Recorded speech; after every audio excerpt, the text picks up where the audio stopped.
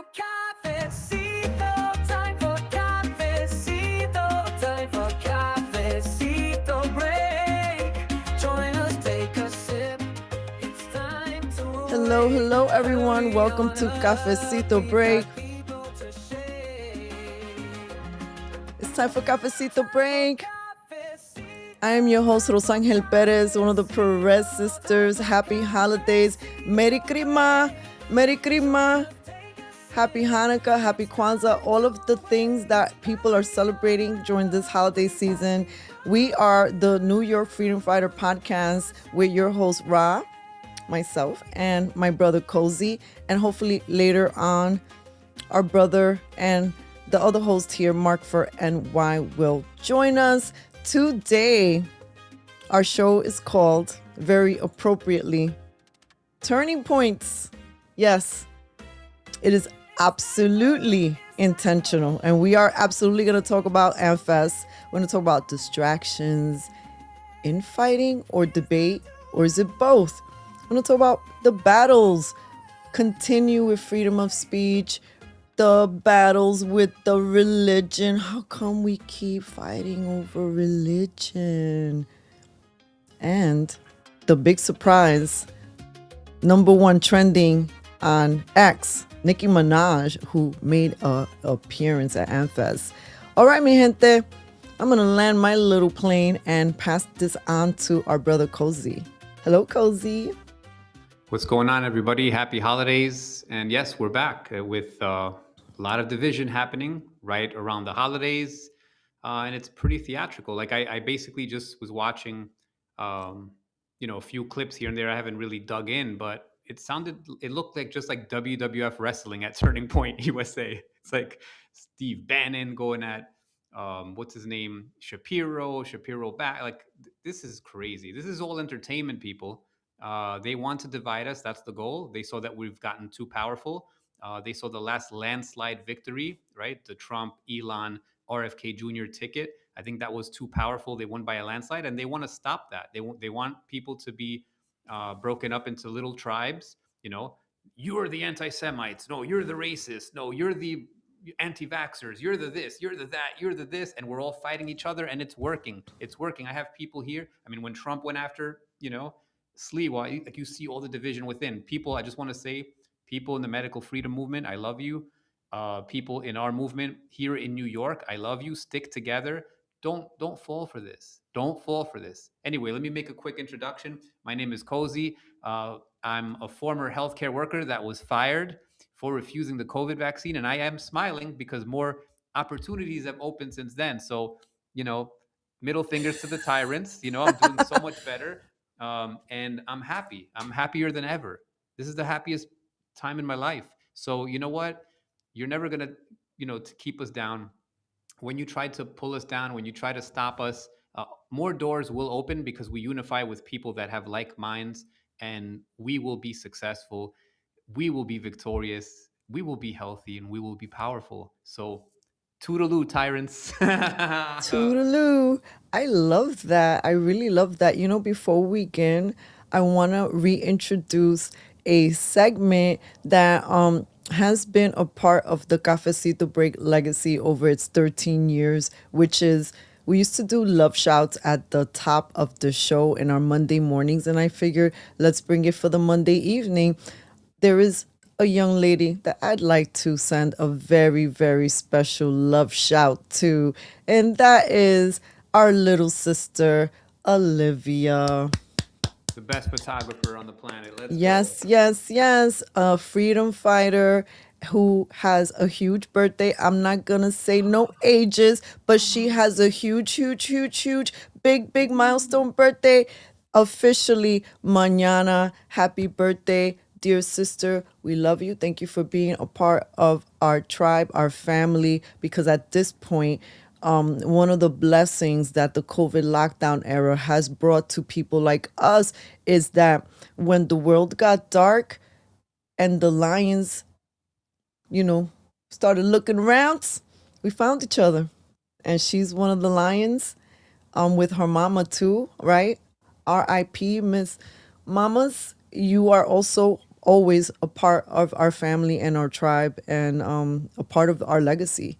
So yeah, happy birthday, happy birthday. Happy birthday, Olivia. And shout out to April who's listening to, and everybody who's out there. Please take a moment, mi gente. Like, share, comment, tell the activate the bochinche, because guess what? We have some direct insights of some of the things that we want to discuss here today. And it's hot topics, right? So the first point is distractions. We kind of wanted to lead with that. You know, Cozy and myself, we focus a lot of our work in the wellness field.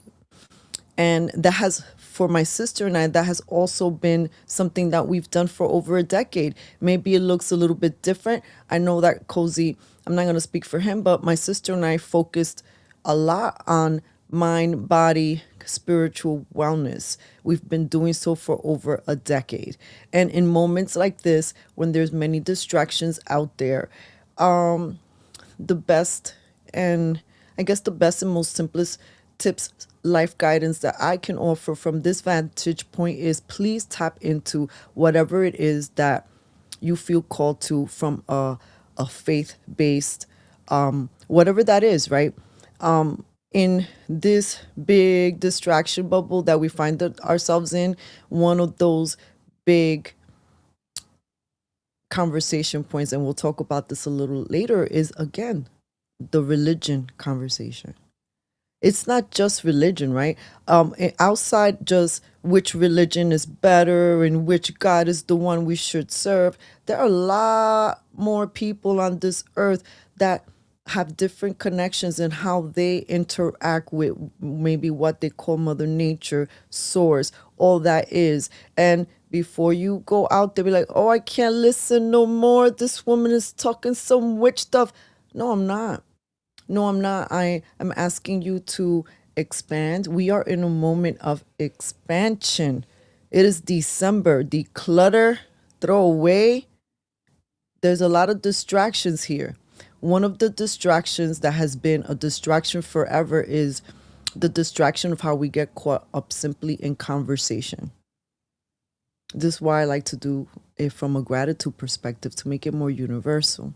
What do you think about that, Cozy? Have you been seeing again what seems like, even Naomi Wolf, I saw her talking about it. It seems like we're going back to the dark ages or the middle ages, I think is what she said, with these religious, almost warring conversations that are being activated in the atmosphere. Yeah, I mean, from the beginning of time, the establishment can control people through religion. It's the way they got people to behave. It's the way they got people aligned. It's listen, religions are great. It keeps people from doing bad things. It keeps you on the right path. It teaches you to respect people, to love. Every religion has a commonality, right? People can be fighting all they want, but at the end of the day, they all pretty much are saying the same thing. They're all pretty much saying, don't kill, don't steal, don't lie, don't cheat, don't, you know what I mean? Like just the basics of being a good human being, right? So these are great messages. But the establishments come in and take over and get us to fight because they know that that's how you tribalize people, right? If you say I'm a Jew and I'm a Christian and I'm a Muslim, and then you start saying the Muslims hate you, the Christians hate you, the Jews hate you, or they're evil, you know what I mean? They're dirty. People get into their tribes, and then that's how they get manipulated into making money, destroying lives, controlling thoughts, ideas, uh, and that's what it's about. Right now, we're seeing that. We're seeing like anything you say, you're an anti-Semite. You can't criticize Netanyahu. Okay. Listen, I love Jewish people. Almost every one of them that I've met has been a great person. Almost every Muslim I have met has been a great person, right? Of course, there's one or two bad seeds in each category of any religion, of any people, right? So one side wants you to hate the others, calling them animals, dirty, blah, blah, blah, blah. The other one's, you're cheap, you're this, all these stereotypes, right? Greedy and this and that. It's all garbage. Okay. This is how they control you. You got to wipe that away and meet people where they are, meet people face to face as you meet one on one, meet them as individuals. Forget about this group think. This group think is what gets you um, fighting with each other. Forget about groups. And as you meet people, you're going to start seeing the light in them, right? One on one. And that's how we should move. But anyway, yeah, I'm going on tangents here. No, I don't think you're but going on a tangent at all, because a lot of these topics that we're talking about are absolutely interconnected with one another. And I ask for whoever's listening to give us a little grace, because guess what? To be big mouths on the internet over conversations that are not popular, as we continuously, even the ones that we try to avoid, even trying to stick up for things that we think are not at all controversial, and then at the last minute they become like a nightmare, and all of a sudden we all have to pivot. And the constant attacks are just annoying.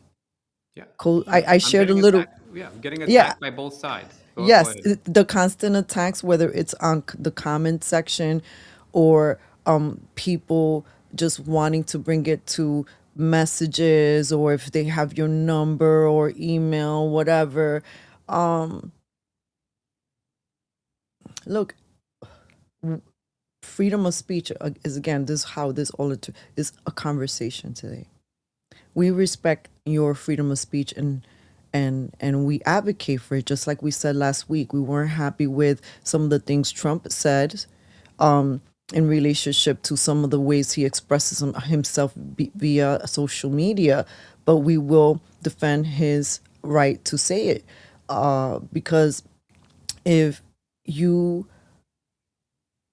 if not you if we keep creating or feeding into a society where we keep saying we're not going to tolerate that type of conversation over there or over here, we don't want to hear those people saying it, but then in the very same landscape you're seeing all this pornography, all this really nasty stuff, these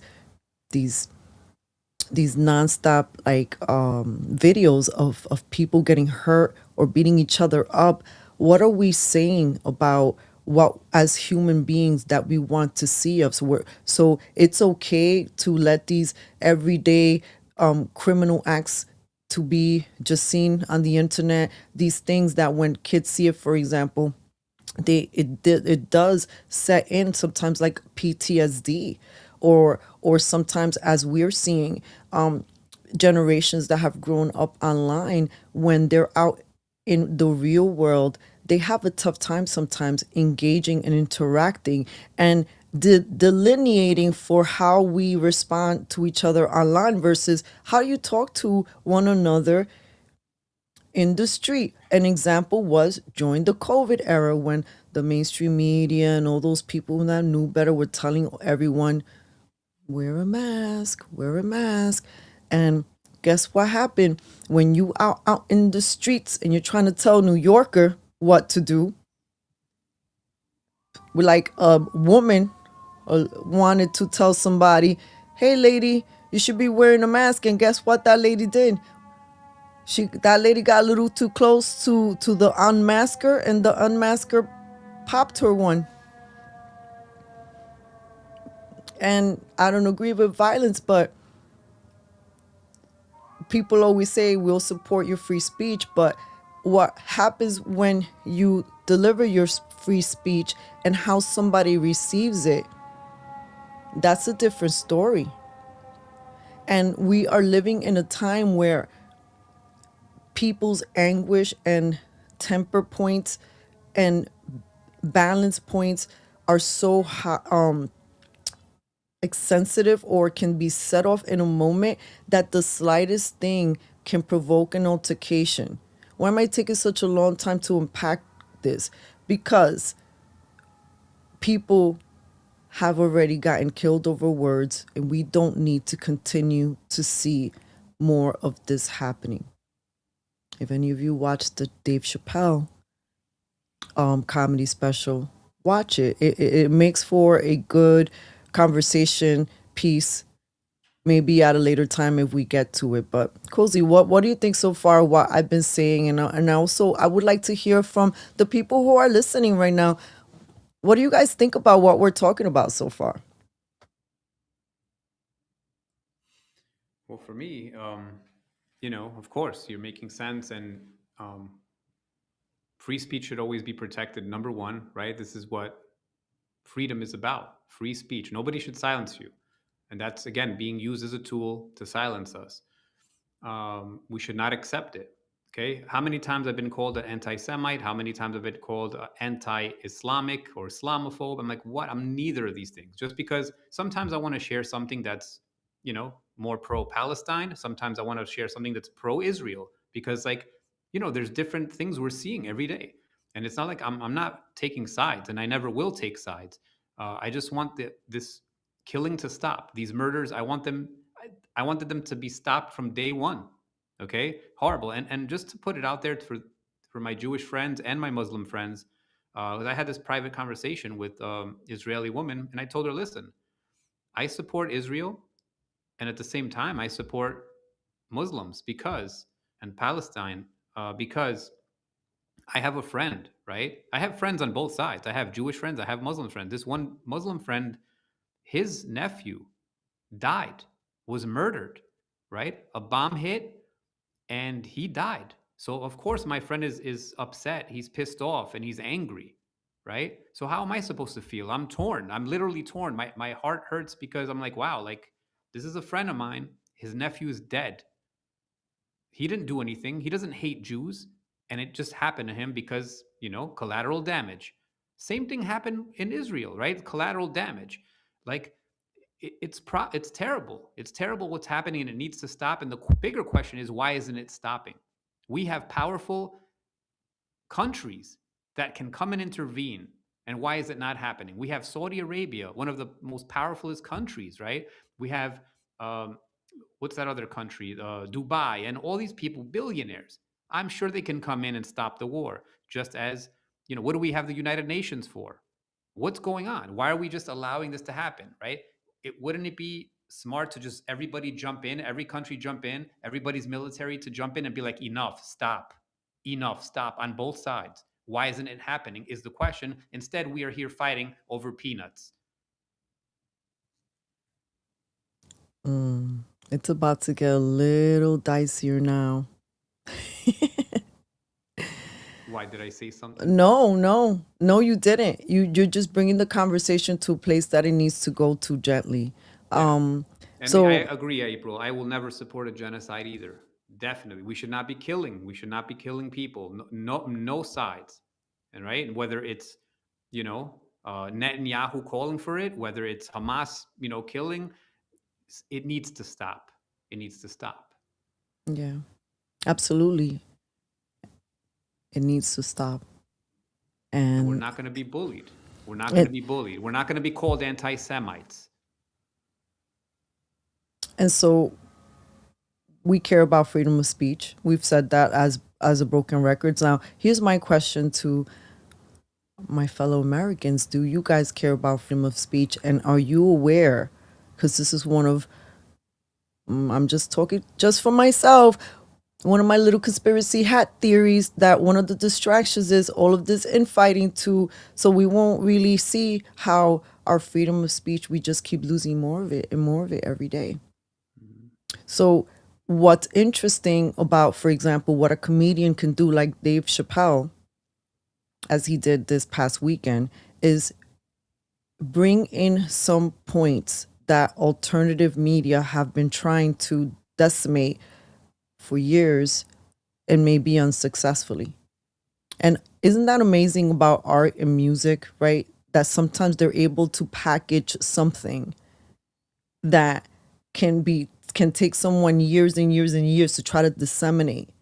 And then they just say it in a song, or they'll write it in a lyric, or they'll say it in a comedy, and all of a sudden somebody like Bill Cosby is getting re-examined. And Dave Chappelle, in his latest comedy special, says Israel killed 240 journalists. And these are things that... And that was a response to when they said, oh, how can you go to Saudi Arabia when they killed a journalist? And he's like, oh, like, I didn't know you were still counting, or I didn't know you were counting, but since we're counting. And then he goes on and says Israel, right? What did he say? I think he said Israel killed 250 Journalists. 240, 240. Right. Ah. As since we're counting, right, for that one, Yeah. right? And look, there are more things to dissect about the Netflix special and Dave Chappelle and his point of views. But for this part specifically, if you are American, if you are America first, if you care about freedom of speech, if you are like most Americans who don't really have too much trust in the mainstream media, and now you're seeing all the infighting with people you thought that maybe you could have a little trust in. So where does that leave Americans feeling? I think that part of the psyop is let's leave them in this place of anguish. So they think, I don't trust the mainstream media. I can't trust these alternative influencers. There's just no good sources. What we're trying to also get you to also see in this inquisitive world that we're in is that there are things that are happening intentionally, right? There are people with money buying a whole lot of media, like Spanish media, Spanish radio, and then you follow the money and you're like, well, who bought these, and what kind of mindset do they lean more for free speech and constitution, or more about socialist that type of thing, not conservative, communist kind of. So we have to examine this. We really are, mi gente, at a crucial point in the United States. I believe that. And I think this is why I think as humans, it's just too easy and too simple to be like, oh, that person's a sellout. That person's a sellout. That's also another psyop. Because guess what? You do have people organically who come from industries like the media industry, like the music entertainment industry, such as maybe the Nicki Minaj's of the world, the Dave Chappelle's. I come from that world too, MTV, VH1, BET, where you're in this environment and then you see what you see, or you start understanding certain things.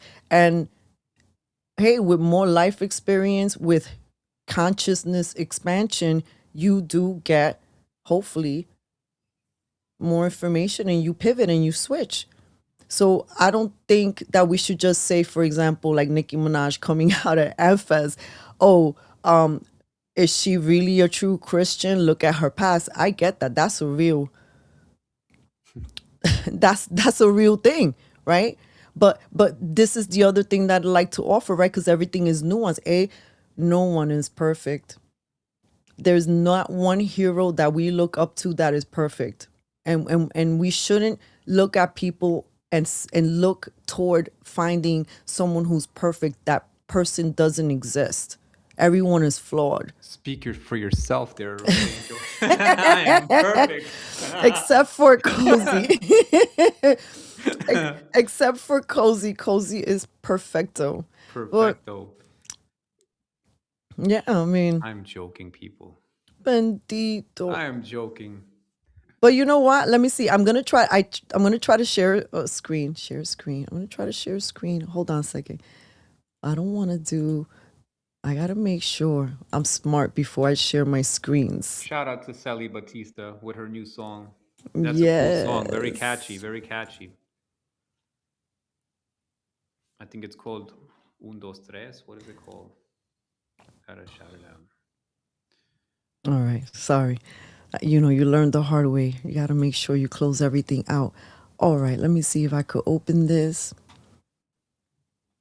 And all right. Oh, here we go. Yeah, it's called Un, Dos, Tres. Check it out, Sally Batista. But don't check it out now. You're watching our show. Check it out later. Que jodienda. Oops.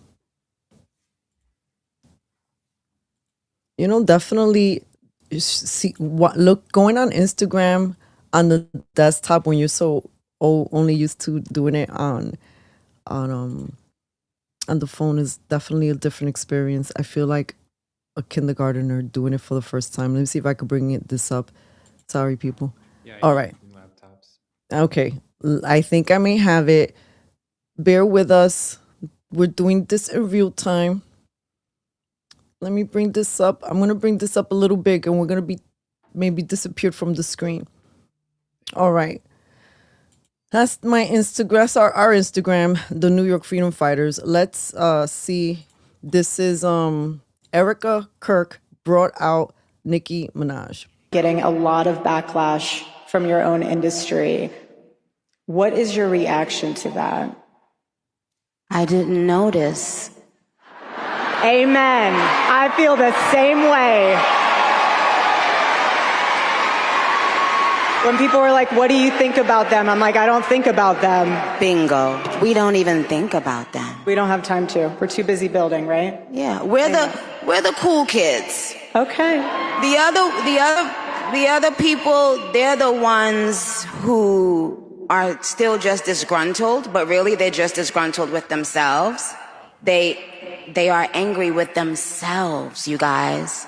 So you can't wake up and think about somebody who is determined to just stay mad. I literally tell them, stay mad. Amen. Stay mad. Because we're going to stay joyful. Yep. And peaceful and iconic and smart. Yes. And we're going to stay thinkers. In a world that doesn't want us to think, we will think. By ourselves, on our own. We will continue to think. I know that you are getting a lot of backlash from your own industry. Cozy. What do you think? It's entertainment. That's what I think. I think this is all bullshit. I think that they know that they're losing their edge. They know that they're losing their heroes and they need to bring new heroes in. That's what I think. I mean, she could be well-meaning. I don't know. But something is very inauthentic with this whole Turning Point USA event. Like I said, it looked like WWF wrestling.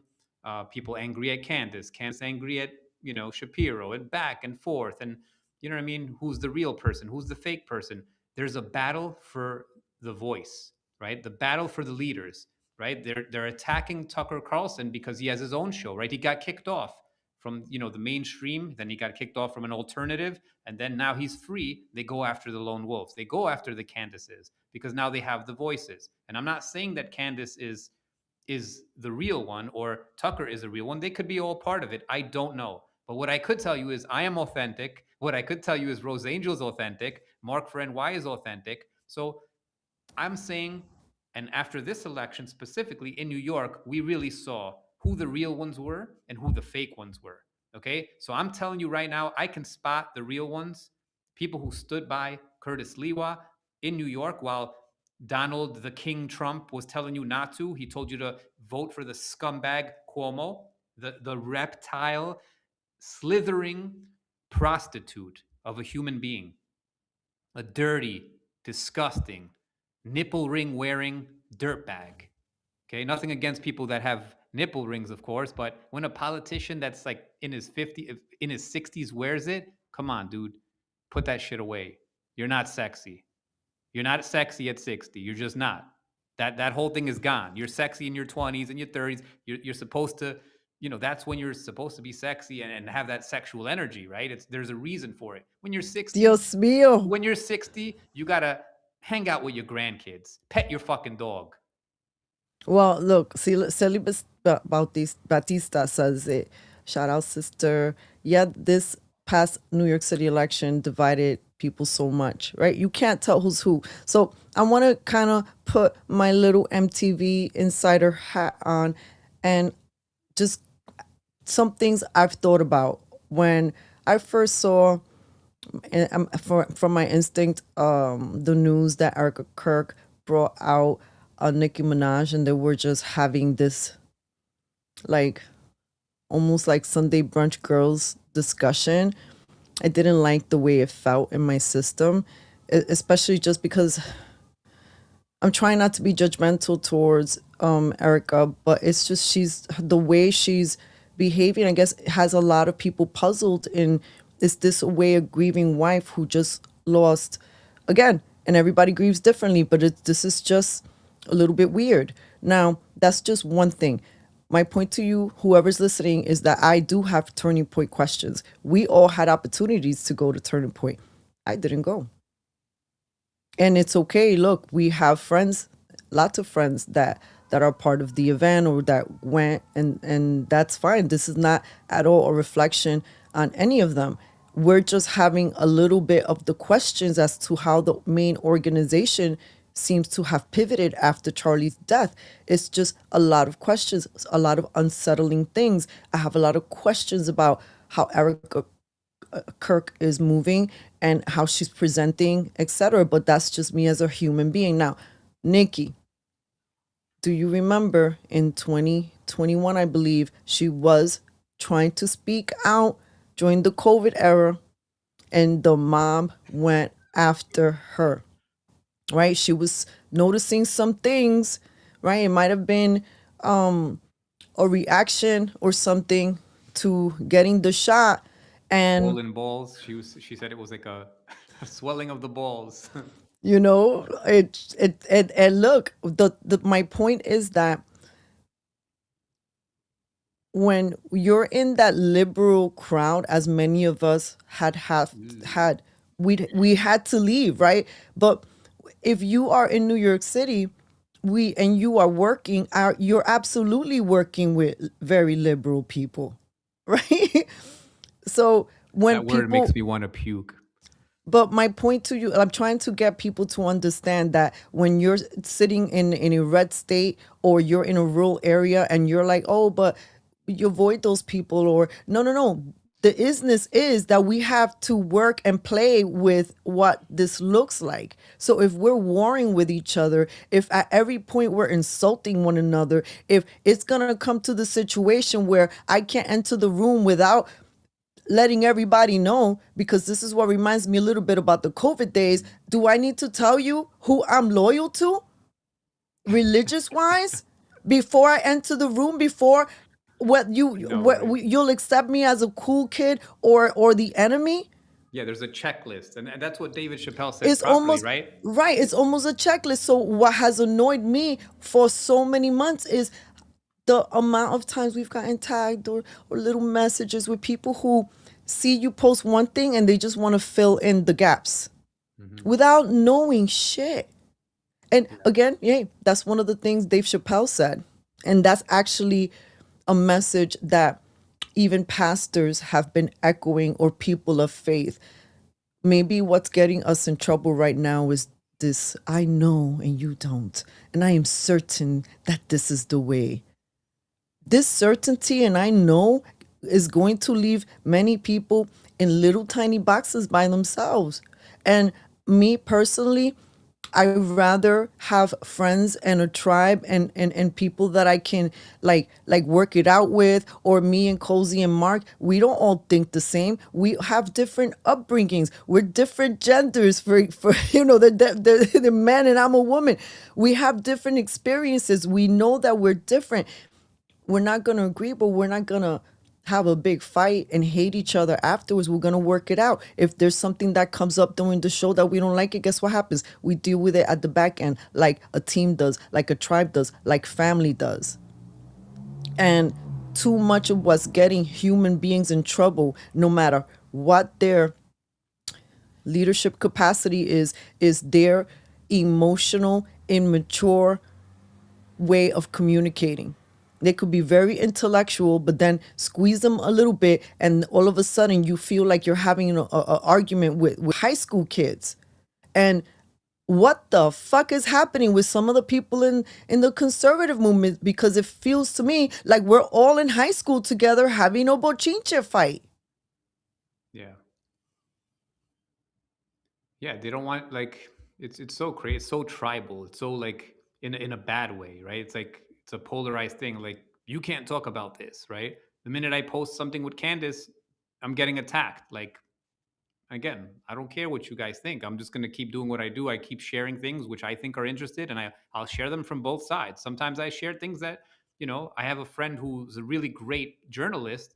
He happens to be a socialist, but sometimes he makes sense, and I'll share his stuff, right? But most of the times I won't share things like that, right? But like when somebody makes sense, right? I'm going to take the information and I'm going to share it, right? Because it's thought provoking. Doesn't mean I align with people 100%. And that's what Rose Angel was trying to say. Like, people are forcing you to align with somebody 100%. And when you see that, that is called the establishment control book. I mean, there's no name for it. I'm just kind of talking, but it's like, it's the control book. It's how to put you in a box. It's like, you're not a conservative unless you check off these 10 things, right? You're not a liberal unless you check off these 10 things, right? Whether it's abortion, whatever the fuck they believe in. Equal opportunity. Yeah, equal opportunity, except for white people.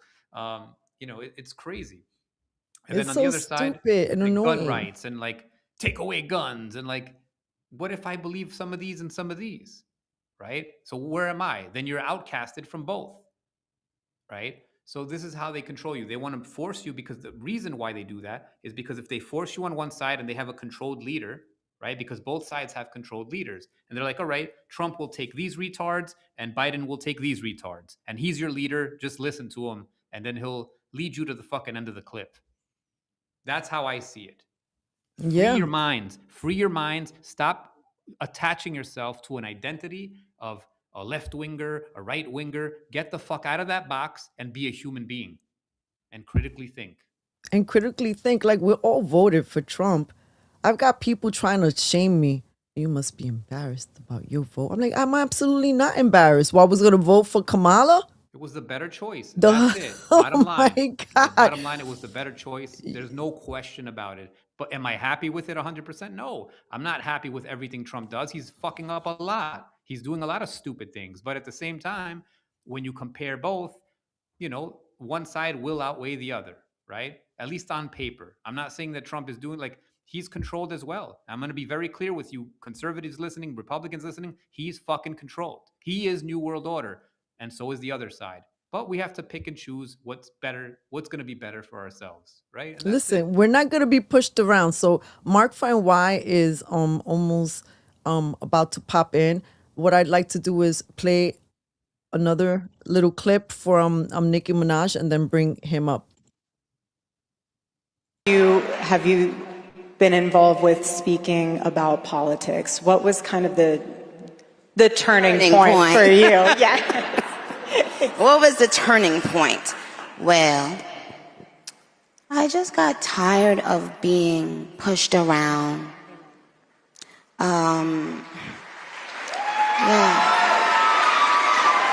Sometimes you just get tired of it, and then you realize, wait a minute, I have something inside of me that's stronger than what's out there.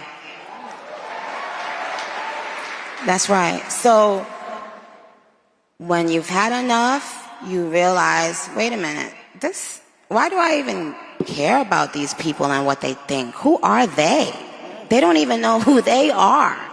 So I'm not going to back down anymore. I'm not going to back down ever again. Amen. So yeah, it's weird for me to be seeing Erika and Nicki there like they're besties. But at the same time, here's the one thing that I'd like to offer, and this is perfect because I'm gonna ask Mark to chime in.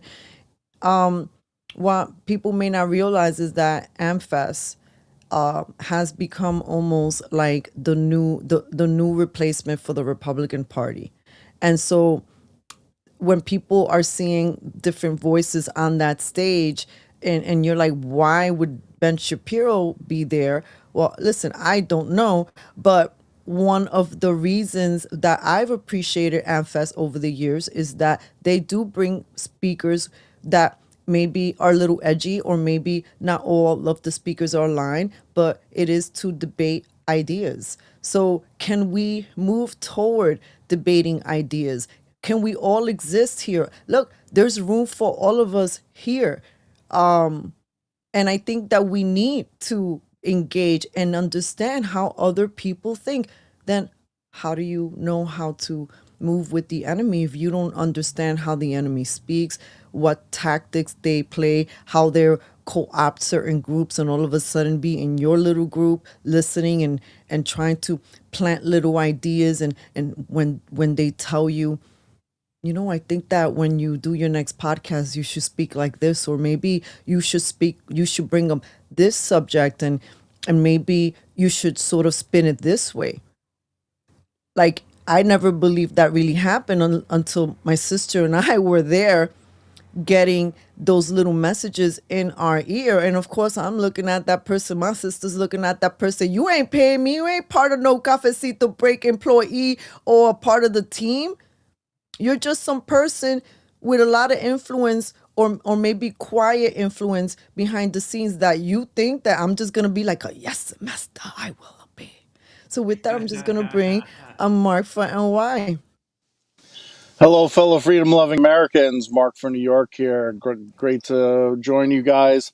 I listened to most of the beginning of the show while I was still driving. Unfortunately, didn't get to completely park for the night, not even yet. But yeah, it was it's basically about division and all that stuff. And I mean, Nicki Minaj getting a platform on Turning Point USA. I mean, there's pros and cons to that. Maybe she's full of crap and just wants to be relevant, and this is a way for her to be back in the spotlight. She's not as popular as she used to be, but I'm all for it. I mean, her, Amber Rose. We need to get more people to wake up. You got especially in the black community, a lot of black community is waking up. You got Amber Rose, 50 Cent. Coming out and speaking out. So I'm all for it. I'm glad that she was on there, and yeah, it's just I guess I mean, we have more. We don't need rappers all the time, but that's a nice mix of people coming out. Most of the celebrities are on the left, so any celebrity we could get that's brave enough to speak out on the right. Hulk Hogan, before he passed away, unfortunately, uh, came out. That's brave of him to do. And you talk about bravery. It's not brave to come out as a liberal. Most of Hollywood and entertainment is liberal, so there's nothing brave about that. Coming out as a conservative is where the bravery really is, because that's a whole different animal in itself. So I'm happy to see it. Well, I do agree with you, Mark, that coming out as a conservative, an independent thinker, or maybe just leaving this democratic established machine. I mean, I was never a Democrat, but like I said, this is why we're establishing. We work in New York City, and we have to work with this is just our life, right? So one of the amazing things that Nicki said, oh Lord, sorry, I pulled out a Jingle Bell little song by mistake. Hold on, let me get it. Nicki Minaj at Turning Point USA says that AmericaFest was more important to her than any concert that she's ever performed ever in her entire artistry. I don't. Let me tell you, I what I do know about Nicki Minaj is that I don't think she minces words. I think that she's well known for not having to find words, because she writes her own stuff. So she's pretty punchy when she wants to be. And for her to say that being there and defending Christians and looking upon the AmFest crowd and seeing so many young faces that are excited about engaging politically and in this education, and they're being active in their communities. We met a lot of those young people at Turning Point events, excuse me. And I have to say that it is really exciting to see that type of energy from the crowd, in which Nicki also took her time to acknowledge them and to give them some wise words that someone from the entertainment industry, yeah, she may, say what you want about her music, but there is a very difficult point of being and surviving in the entertainment industry. So if she's saying that being an AmFest and defending Christians and also talking about children and attacking Gavin Newsom and his push for trans kids, when she's like, most people just want healthy children. Why are we talking about here? This is not a mess. She understands the psychology of this liberal weaponry, and to have her potentially be embraced by the conservative movement, I think is a plus. Now, here's my only little thing. I just think that it's dangerous to see a celebrity and get just so happy and then just get lost in the sauce, and that's all you see. You just get celebrity blissed out, and that's dangerous. I want to touch on April's comment that it's regarding a recently renewed clip of Charlie Kirk saying that he doesn't think Nicki Minaj should be a role model for 18-year-olds. And when I saw it earlier today or yesterday, saying that Charlie Kirk would be rolling in his grave. I don't think so. Like I think seeing Nicki's getting older now too. I mean, becoming more vocal and conservative happens when you get older. Like I quote the Ronald Reagan quote all the time, where he said, "I was liberal too until I reached the age of reason." So it's young people, to all the young people out there, you're not the first group of young people that think you have it all figured out with liberal policies that, oh, everyone is equal and everything's going to be great, and the fairy tale socialist fairy tale land that doesn't actually work out. It turns into equal misery. So she's a little bit older, and she's brave enough to speak about Christians being killed in Africa, which nobody's talking about. And then the trans stuff with and calling out Gavin Newsom, as she said. So that's once again, it's bravery, and I'm glad that she came out, because that's gonna wake some people up. It's gonna plant a seed. Like, boy, Nicki Minaj, like, maybe conservatives aren't racist. When anytime you have someone like 50 Cent or Amber Rose or Nicki Minaj coming to conservative events and speaking about our agenda and how it has actually nothing to do with racism, it's always a plus in my opinion. So I think Charlie Kirk would not be rolling in his grave. I think he'd be happy to see it. Cozy? Yeah, no, I agree with Mark. And even Mike Tyson was at Turning Point USA, so like, that's, that it's good for, the conservatives, because then, yeah, that's, once you see a black or Latino or somebody who's not white, they can't throw that. I mean, they still do it anyway, but like white supremacy, that whole kind of crap that is always thrown, which is ridiculous. But anyway, yeah. I mean, there's a lot more to talk about. I want to actually touch upon New York City politics. A bill was just passed to force landlords into providing air condition for their tenants.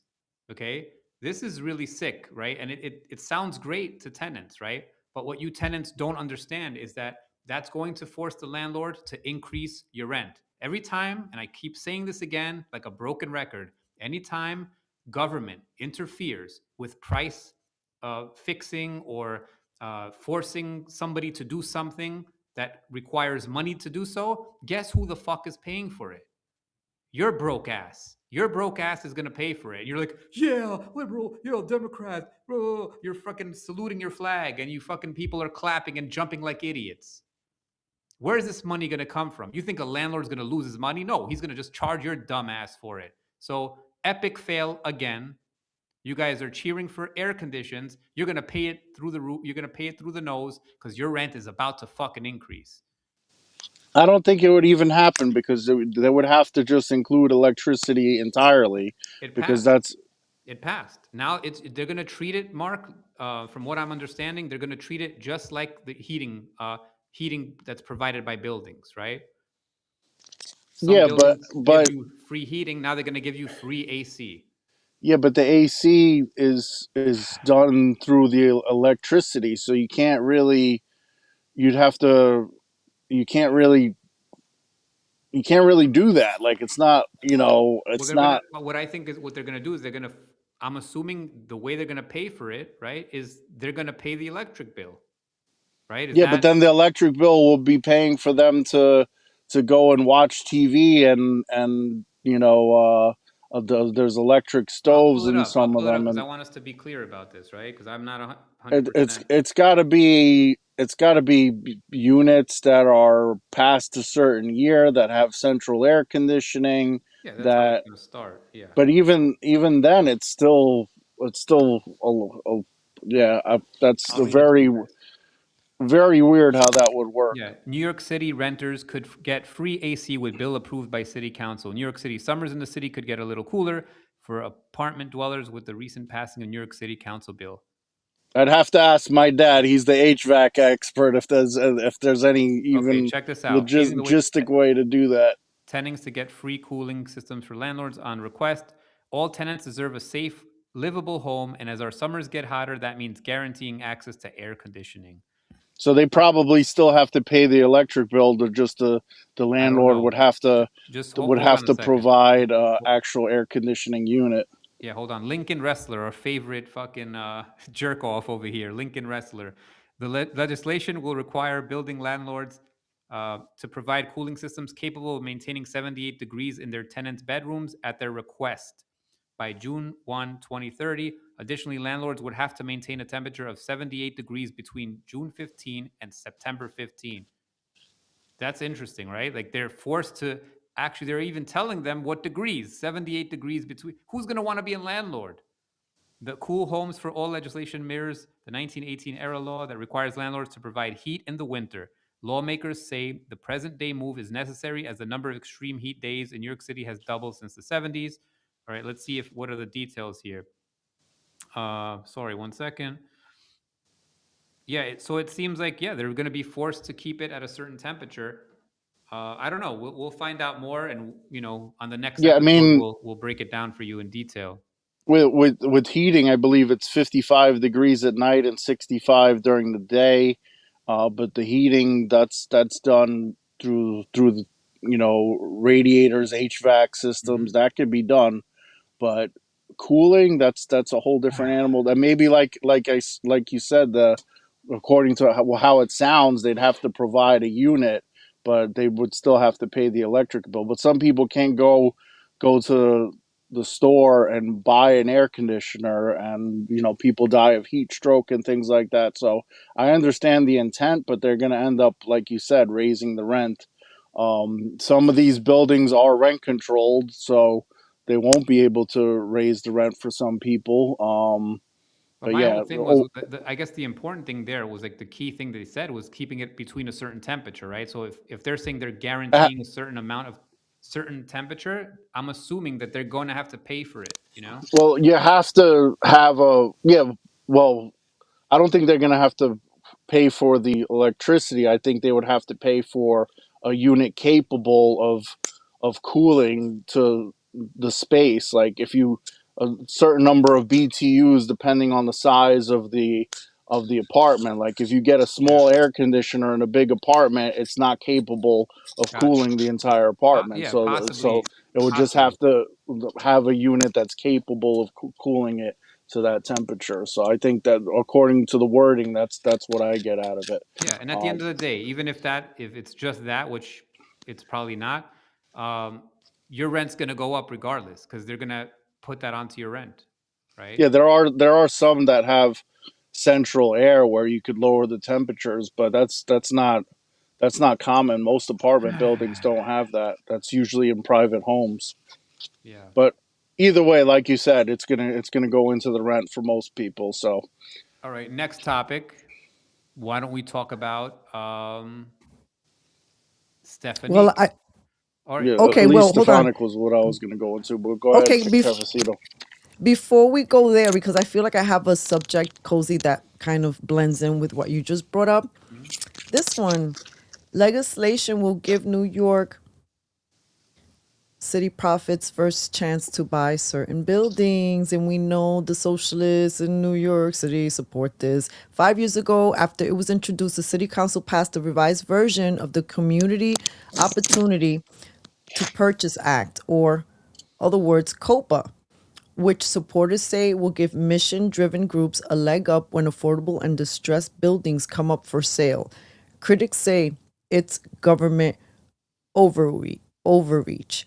So landlord and real estate groups have criticized this legislation, but supporters say COPA will give mission-driven groups, including community land trusts, a leg up against deep-pocketed real estate speculators in the city's competitive housing market. And supposedly this is modeled after a similar bill in San Francisco, which targets buildings with poor conditions. Now, we need to bring in someone who knows this and can speak about it with greater detail. But there's like a little circle happening like this with some of these distressed buildings and rent freezes, for example, which is the other article that is accompanied here. And their opinion, by the numbers, a rent freeze is warranted. So I don't know. I feel like I don't like the way New York City is going. In a few days, we're going to have a brand new mayor. That's all I'm going to say. I just want to read quickly the comment, if I can, that I posted about this. I posted on the Brooklyn Borough President's page because he was, proud and of these accomplishments, these liberal accomplishments. So this is my comment. COPA, which is what Rose Angel's actually talking about right now. COPA sounds great on paper, but it's massive overreach that tramples private property rights and will make our housing crisis even worse. Forcing owners to give nonprofits first dibs adds months of delays, scares off investors, drops property values, and Dieter's new building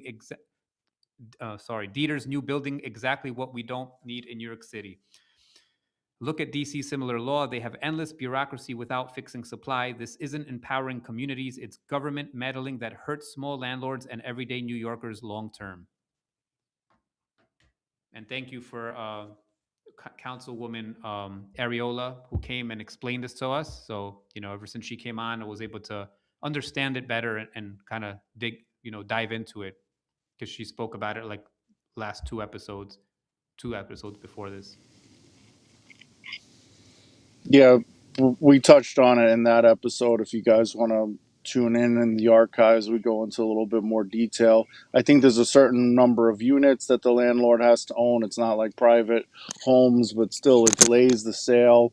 I think they have to wait 90 days to get, it's called right of first refusal on real estate, where they, basically have the first offer to buy. And it's, it's, some people need to sell quickly for various reasons. So it's definitely something that's, and a lot of people are going to want to sell now, especially with a communist mayor. So now they got to wait to get their money to get out of town. So are they going to buy our toilet paper next? Like guaranteed toilet paper, guaranteed. Like, what else are you going to buy us? We don't want your fucking help. Go away. Another Ronald Reagan quote, though, the scariest thing you could hear is, "I'm from the government and I'm here to help." Exactly. I never liked the word help. Whenever somebody's trying to help you, it's bad. It's just get away from me. I was watching our brother Arthur. He's like, what are we going to do if we have free buses and free trains and we already have people wiping their buns on the poles?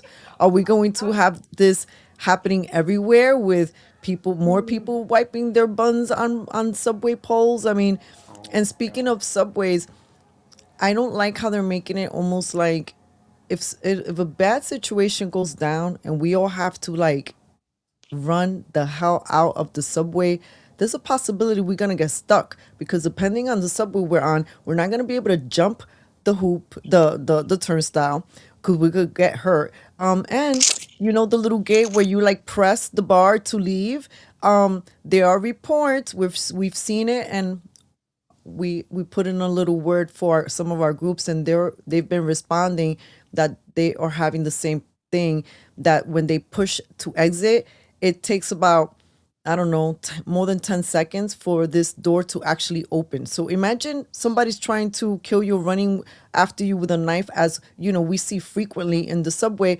Oh, you might not be able to get out. And I don't like that they're caging us in the subway system that is looking more decrepit and depraved, and it's kind of crumbling, right? When there's a storm, it rains a lot.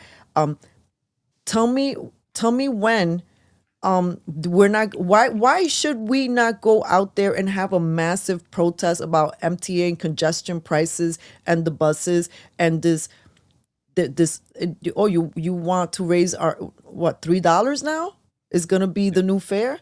Shut up, peasant. Ride the fucking train, okay? Ride the bus. You're not driving. We're going to charge you $9, and you're going to hold on to that pole where a homeless person's butthole was all over, and you're going to fucking handle it, okay? Shut your mouth and ride the train like a good little slave that you are. And wear your gloves, wear your little gloves, in case you never know if you're going to be holding on to caca. I have the best balance in the world. If I fall onto a human. I don't give a shit. I'm not touching no pole. That's disgusting because I know what goes down. I've rode the trains 2 in the morning, 5 in the morning, 4 in the morning, all types of, all throughout the day. And what I've seen these motherfuckers do, I don't know if it's protocol, but I've seen them mopping the floor, okay, mopping vomit or whatever their fucking rat piss, mopping it, old beer, and then they're wiping the poles with the mop. I've seen them wiping your seats with the mop, and you're sitting on there and bringing it onto your couch and kissing your fucking kid. Okay? People, when you get into your home, remove your clothes. Take your clothes off, put in the hamper, and fucking wear new clothes. Don't let your kids sit on the fucking sofa. Don't sit on the floor. Like, I tell people, you get in my house, you fucking go change your clothes. Don't sit on my fucking couch. You're fucking disgusting. There's feces all over your pants. If you're lucky. I mean, there's germs all over the phone. I'm not turning into it's not germ. Germ before. Yeah, fecal matter. Fecal matter. Homeless feces. Yeah. And piss. Fun times. Yeah. That's the pitch for the free toilet paper. Yeah. See, people don't have toilet paper, so they're wiping their ass on the poles. Yeah. We gotta make landlords give everyone free toilet paper. Dude, that was fucking disgusting. I just can't believe a human would do that. Like, if you guys haven't seen it, go Google, YouTube. Guy opens up his butt cheeks, literally opens up, claps them on, like grips him onto the pole, and he's fucking rubbing it up and down and changing poles too. Like he went around like he was a fucking stripper, like money in his butt. It's fucking disgusting. That's his toilet paper. That one's dirty. He's got to find a clean one to wipe his ass with. Like, what's your purpose? Go away. And this is a perfect moment to remind the community that if you need to wash your buns, but not that motherfucker. I ain't giving him no soap. You need some Cozy's Pure Soaps. Cozy's Pure Soaps. So fresh and so clean. We got Cozy's Pure Soaps. So fresh and so clean. Inhale to escape when your bar hits the steam. Cozy's Pure Soaps. Close your eyes, feel the drain. Clean your buns. I'm going to have to be carrying an arsenal of Cozy's Pure Soaps because I'm going to, and you listen, I'm going to have to be scrubbing the poles when I enter the subway or the bus. I'm going to create Cozy's Pure Clorox. Hey, we're going to need that. Yeah, you gotta have a spray version to spray stuff down. I do actually. It's just pure alcohol. I have it personal. I'm not selling this stuff, but I literally just carry on a container of alcohol and I'm spraying up whatever I need to spray. If I need to spray somebody in the face, I will. There you go. All right, so let's move on to Elise Stefanik. I can't be on for too much longer. I still gotta get rolling momentarily. So, but Elise Stefanik was running for governor, did not get the Trump endorsement. She was very discouraged by that, ends up dropping out. And it's pretty, somewhat disappointing. I mean, Trump has endorsed her for her congressional re-elections multiple times. Actually went to one of her fundraisers in Mar-a-Lago with Donald Trump, and that was a pretty hefty price tag to go to one of those fundraisers. And so he supported her up until the governor race for whatever reason. And people have their theories about the other guy maybe helping with some of the Trump properties in New York. Who knows? But I mean, I can't point the other Republican candidate out from a lineup. So that's, and I don't want to say that in the sense because people who, when I first meet somebody, they're like, I never heard of you. It's like, yeah, that doesn't mean anything. That doesn't mean that people don't know me. That just means you don't know me. So I'm sure people know him. I've never heard of him before, but he's the Republican that Trump is going to endorse or endorsed already. I'm not really sure, but, and she's not running for re-election in Congress. And I see people saying these stupid comments that, oh, Elise Stefanik, she took your money and now she's going to do something else with her money. No, that's not the way things work. It's a statewide campaign, a state election, not a federal election. So she can't use that money to run for Congress, or, she could use it to run for a lesser seat like state assembly or something like that, but she wouldn't want to do that. That would be ridiculous. So she said she's a mom first, and she's just going to retire from politics, or at least, a elected official in public service. So, and I believe she got 6 years in, so that would mean she does get that pension that you guys, I believe Cafecito was asking before with Marjorie Taylor Greene. She got 6 years in, so the threshold is 3 terms, 6 years to get a pension, a smaller one, but it has nothing to do with that. She was going to give up her congressional seat to run for governor. She was neck and neck with Kathy Hochul, pretty close election, probably the only Republican that I could actually beat Hochul, and now it kind of kills the momentum here. And that just proves it's my sad point. to see. It proves my point that the Republicans in New York are meant to lose. Nobody wants them to win. There's gatekeepers. And anyway, my whole theory about this is I think it was all about the casino. I wrote a tweet out here. Did Trump snub Stefanik's New York governor bid because Hochul just greenlit casinos, including one of his old Ferry Point golf course, netting Trump organization approximately 115 million? Stefanik drops out days later. Trump endorses long shot Blakeman instead. Coincidence? I'm not saying this is 100%. I'm saying this is a possible theory that I have, right? Possible thought. That was like one of the first thoughts after I saw that newspaper saying, that he wasn't endorsing her, and, and she was like disturbed So, by it.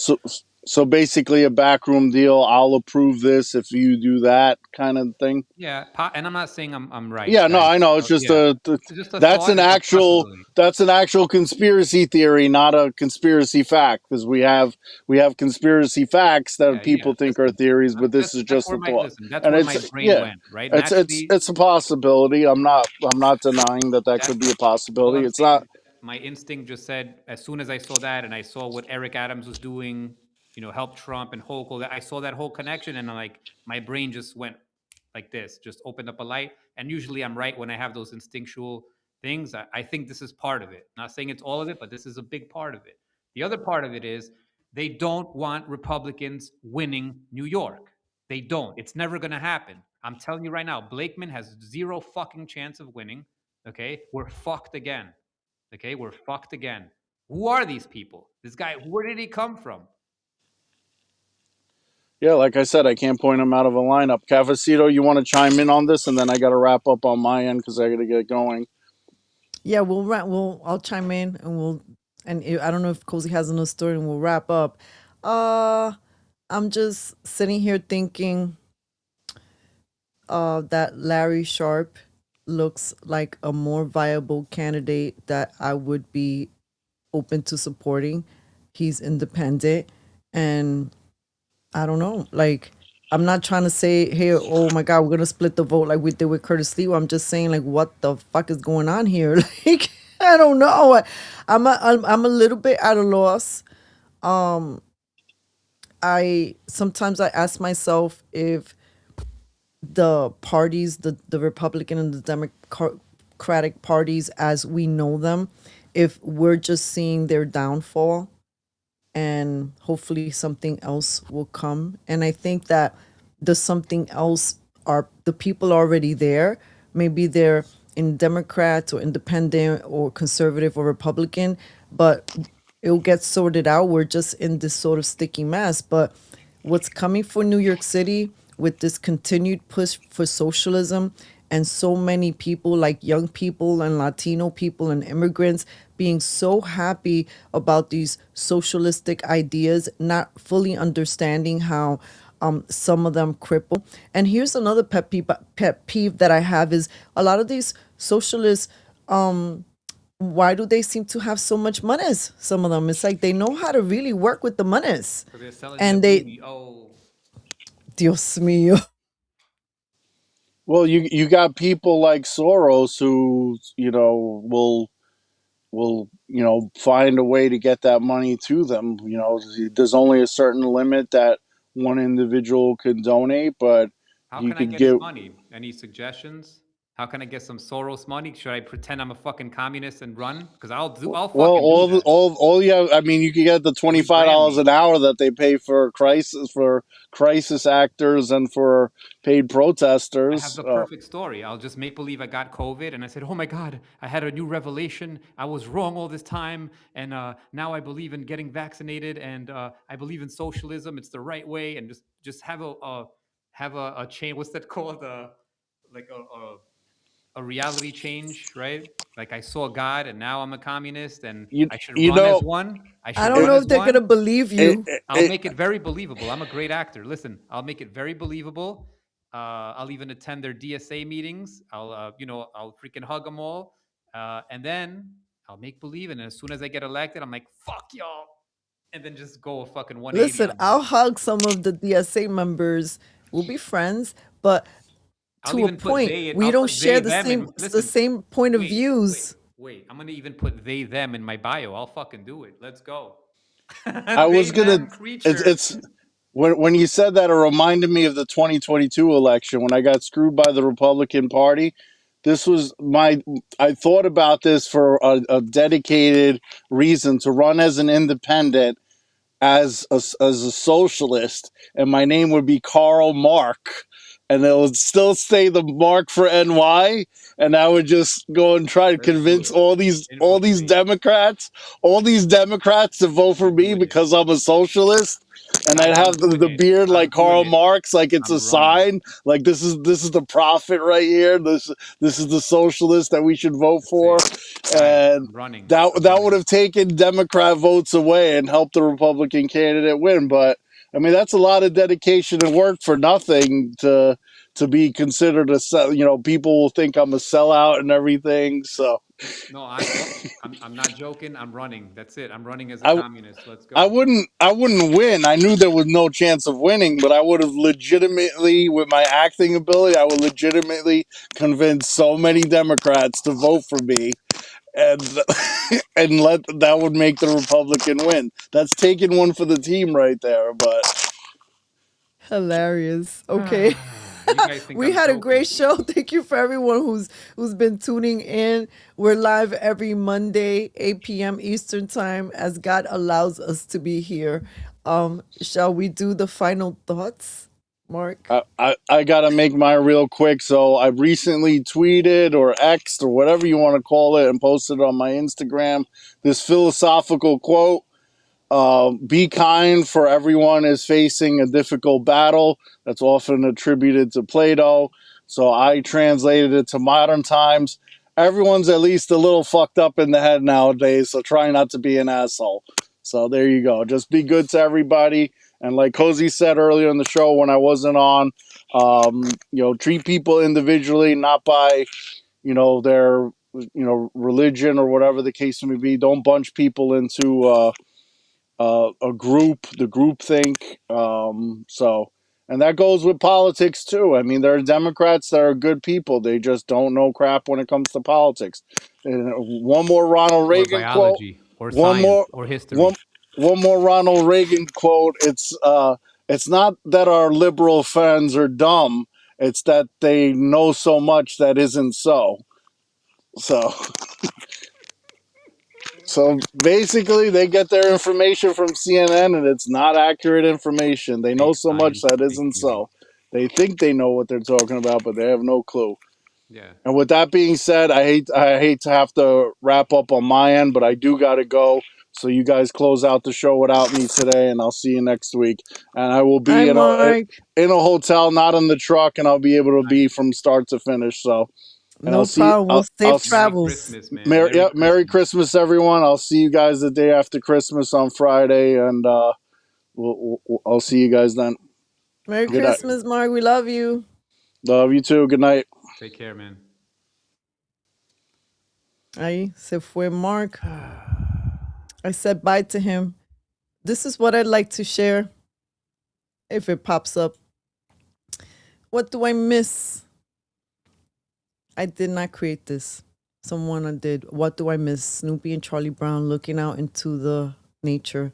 I miss the way I viewed the world before I knew too much about it. So true. Let's Ignorance is not bliss. let's not be so black-pilled that we're bitter sour pusses. I tell you that from there, things don't grow. You're just in one resting bitch space. I don't want to be there. So this is why we dedicate ourselves to being a consistent presence as much as we can. Mondays, 8 p.m. Eastern time. As you see, our worlds are crazy. Mark is a trucker. He in every Monday we see him. He might be in a different state. Cozy has a very active life too. We were all wearing different hats, and us Cafecito Break as well. But to connect with you guys, our community, especially when there's so much confusion and who do you listen to, who do you trust? We're not here saying listen to us. We're hoping Yes, we're hoping to inspire you to think critically, to ask more questions, and we present you things that we find are important, that we think are hot topics in the landscapes, and some of us are directly connected to some of these people and some of these conversations. I don't say that as a point of bragging. I just say that as when you're looking out in the landscape, like, who do we listen to? Tune in, give us a chance, help us elevate in the algorithm. In, all of us are very shadow banned. With all of the people that we know, all of the work that we've put into what we do, collectively and individually, it's crazy to us that we don't penetrate more eyeballs. But it's not, because everything comes full circle, right?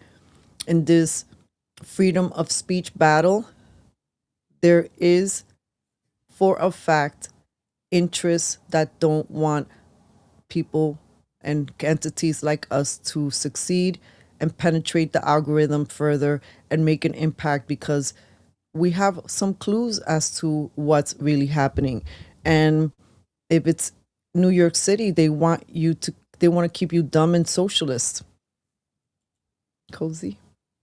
That's right. We are being shadow banned. There's people who don't want us to have the microphone. People don't want us speaking. That's all good. We're going to get to speak. Anyway, closing thoughts. Check out my Instagram.com/Kozis Wellness. If you haven't seen it, because it's super shadow banned, it's super suppressed, at only like 90 likes on it, which is crazy. I just created an animation that took me weeks to make. It's for Sons and Daughters of Liberty, the song. Please go check it out. It's the first pinned video. Please hit it, share it, and get that video out. I think you guys are going to love it. It took me weeks to make, and there's more coming. If you guys want a music video, reach out to me, and I might make you one depending if I like it. And obviously, it's for a fee because it takes a lot of time. But if I like your project, if it's something that vibes with me, I might do it. So reach out to me. And enjoy the holidays, people. Happy holidays, Merry Christmas, Happy Kwanzaa, Happy Hanukkah, happy whatever the fuck you believe in. Just have fun, hug your family, and I'm wishing you all a pleasant time this holiday with your family. God bless you all. Absolutely. God bless you. Merry Christmas to you, Cozy. And something that I just wanted to wrap out with is that I'm really grateful for all of you and our community. I feel like we're very lucky with all the storms that we have weathered. The best gifts have been all of you. You are all little treasures to us and to our world. Thank you for being here with us. We love you. See you next Monday, 8 p.m. Eastern time. Have a very Merry Christmas, whatever you celebrate.